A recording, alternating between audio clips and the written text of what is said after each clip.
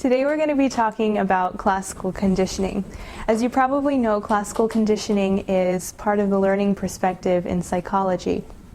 And it is said to have been developed in the late 1900s by a psychologist by the name of Ivan Pavlov while he was trying to study digestion in dogs.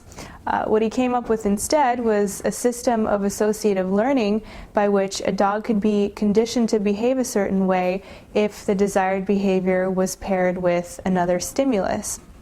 So in the experiment, Pavlov noticed that every time he presented food to the dogs, they would start to salivate. So he labeled food as the unconditioned stimulus and the natural salivating response as the unconditioned response.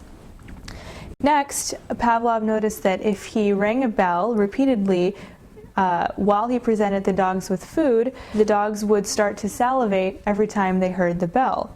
So he decided to call this bell the conditioned stimulus and the salivating response the conditioned response. And this process of learning or adopting a new behavior using this method is known as acquisition. Pavlov found that if he first presented a conditioned stimulus, waited a little bit, and then presented the unconditioned stimulus, while the conditioned stimulus was still there, acquisition would be most effective. So this idea of presenting a conditioned stimulus first and then waiting before you present the unconditioned stimulus is known as delayed conditioning. Now let's say that after Pavlov conditioned his dogs to salivate at the sound of a bell, he decided that he wanted to get rid of this response.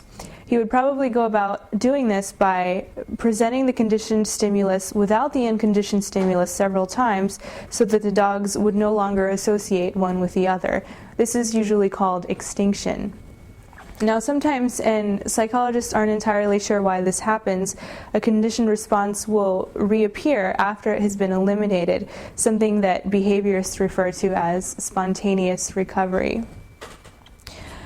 Sometimes when a psychologist conditions his subject to respond to a particular stimulus, the subject will inadvertently come to associate other similar stimuli with a conditioned response. This is known as generalization. Maybe you've heard of a famous study conducted by Watson where he conditioned a small boy named Albert to be afraid of fuzzy white rats, and the way he did this was by using fear and pairing it, using a loud noise that made Albert afraid and pairing it with the white rat, so that every time he saw the white rat he would associate it with fear. Well, the problem was that after the experiment, Albert started to associate anything that was white and fuzzy with fear. So even when he saw a man's beard or a white rabbit, he would start crying. So what happened was Albert had generalized his response, but the experimenters hadn't extinguished it. So this kind of conditioning, where a psychologist will elicit some sort of negative response to a particular stimulus, is referred to as aversive conditioning. We see this kind of association happen naturally in our day-to-day lives.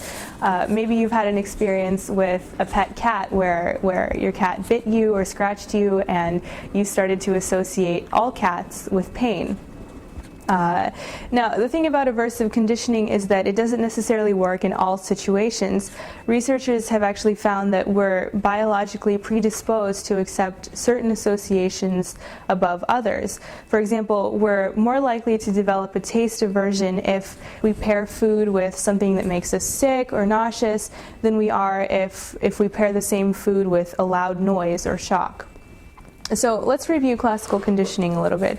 We've learned so far that it's a type of associative learning and that it was first illustrated by Ivan Pavlov in his salivating dogs experiment.